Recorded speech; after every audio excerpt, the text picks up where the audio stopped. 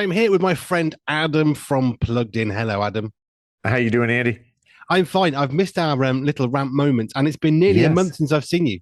I know. Just like that. It vanishes. Time, you know? Yes, it really does. It's like water in your hand. It really does slip away. It's It if you are it younger, make the most of life. boy, that is the truth. Yes. And if you haven't started your retirement account, even if you don't have any money, do it.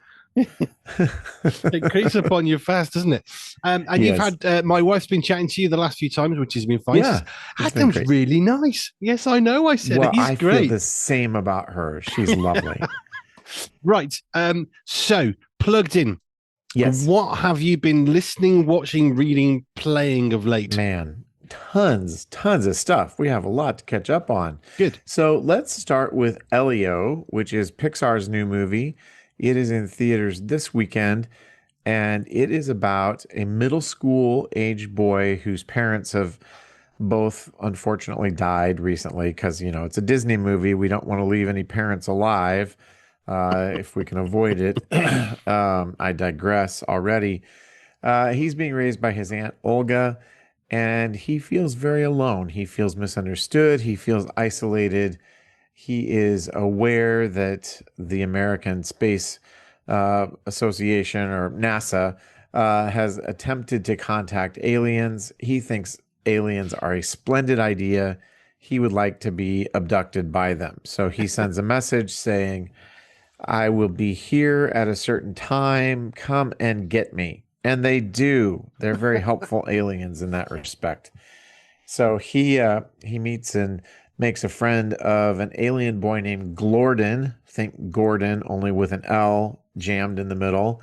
And Glorden is sort of like half slug, half shark. That would be the way I would Okay. describe him. Maybe schlark or anyway. I won't do any more than that. If my kids were here, they would be groaning, but they give me lots of practice.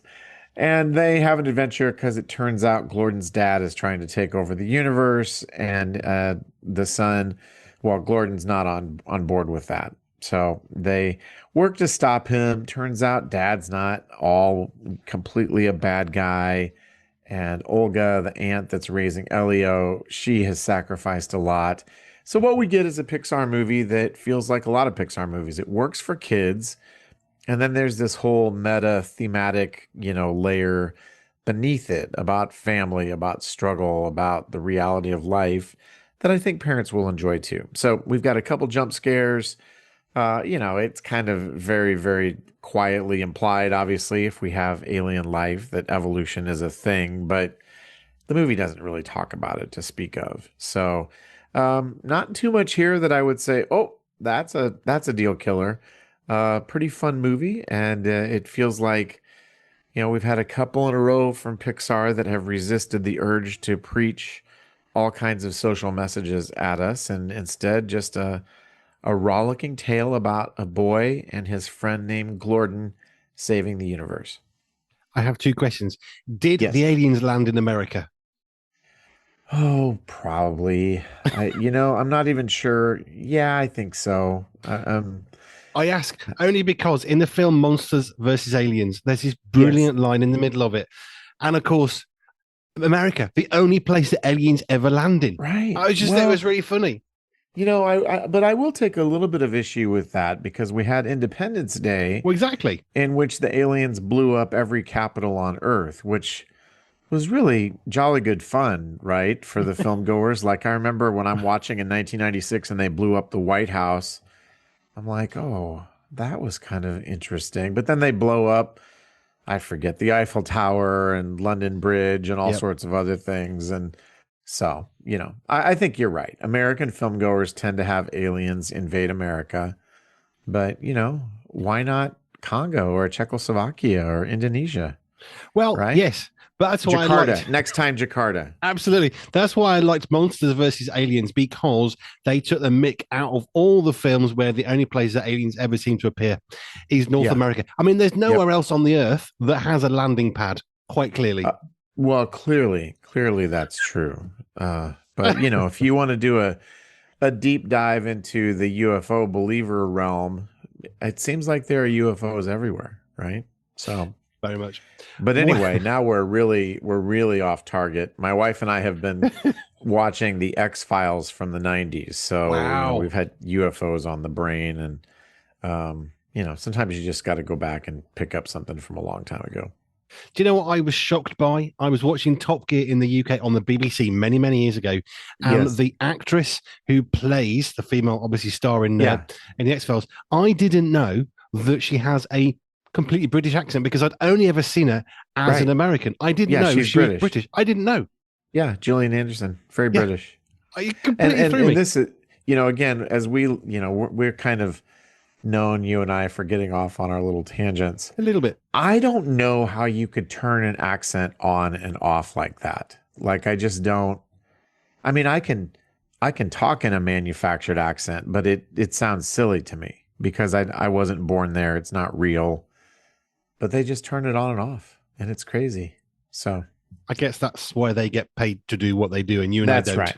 You and I talk in the accent that God gave us. So Any film producers, if you want a ranting couple of guys from the US, UK, we're there for you to have a rant about anything whatsoever. What else have you been up to recently?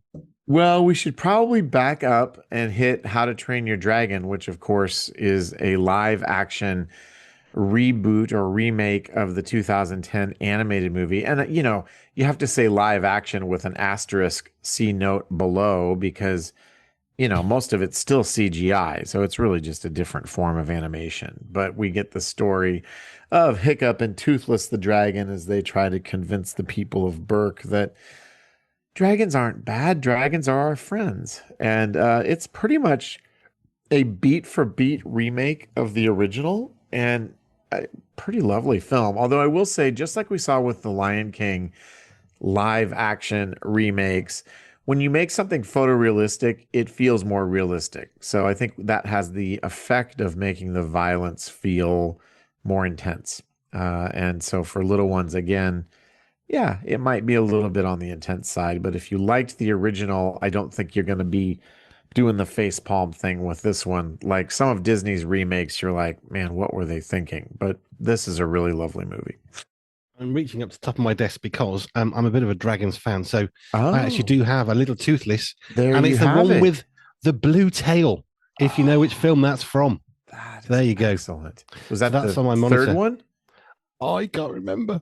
No, I don't remember either. It So, sits on my monitor. It was a little gift from one of my kids, and we love the so have you Dragons. seen the remake yet, Andy? No, we haven't. We got into it with the cartoon, the little short series. We bought Yeah. the DVDs of those. I absolutely adore them. Every so often we Yep. go back around and watch them again. I Yes. really like the films, even though some of the actor voices are slightly different. Okay, we understand that. Yeah. I don't understand. I don't think it's an old man thing. I don't understand why they're taking all the films that are cartoons and making cartoons that are the same as the cartoon that's now a cartoon, but we don't call it a cartoon. It's like an adult cartoon, but it's not. It's why? Does Yeah. anybody understand? I don't understand this. I don't understand either. I mean, money, So, clearly, but well, yeah, money. That even actually, we so, just answered the question, I, didn't we? yes, answer the question with an answer. Right. Yeah, I'm sure it'll be absolutely brilliant cinematographically. Yes, of course it will be, but I just, I like the original cartoons, and I can't see how it's going to be that much different when it's identical, except for the fact that rather than Yep. a cartoon that looks like a cartoon, it's a cartoon that looks less like a cartoon, but we know is still a cartoon, but pretends not to be, Right. even though it says it is. I I, okay, maybe just skip it and live in the past then. I think I, I think I that we have just, come to your action point for this is everybody can see it except for you because yeah. it's just clearly it's just going to make you angry, right? I don't understand. It's the same. At least make a variation, a live action, the next bit along Yeah. when Toothless comes back and lives with the people or something. But Yeah. I just, Yep. is it an old man thing? I don't know. I don't think it is actually. Well, it is an old man thing, but Probably. I'm right there with you so we can Thank have a you. support group. Yeah. Would you like to give us one more thing? Yeah, so let's talk about a book. The book is called Ember Gold, and this one is about a dragon as well. This is a book by a Christian author, and I would say there's a light Christian allegory with some spiritual themes in here. And this is about a girl named Gilda who she has been raised in a village in a community that has, wouldn't you know it, a contentious relationship with a dragon. But her father comes back apparently from a battle with the dragon and says, well, we've made a deal and we all need to go see the dragon.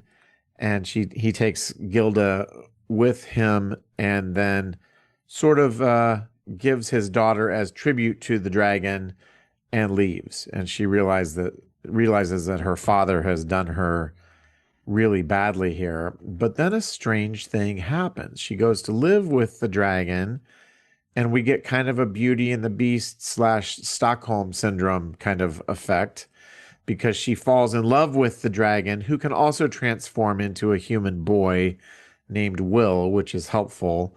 But it turns out that he's a pretty good guy, and her dad is kind of a jerk. And so this is the story of Embergold, and the dragon has a fire within him that sort of is emblematic of temptation that has to be mastered. So if you read it from a Christian perspective, you're going to have all sorts of moments where you're like, aha, I know what that is about. That's about temptation. That's about sin. That's about fallenness and brokenness, that sort of thing. So I wouldn't probably read this book to really young kids.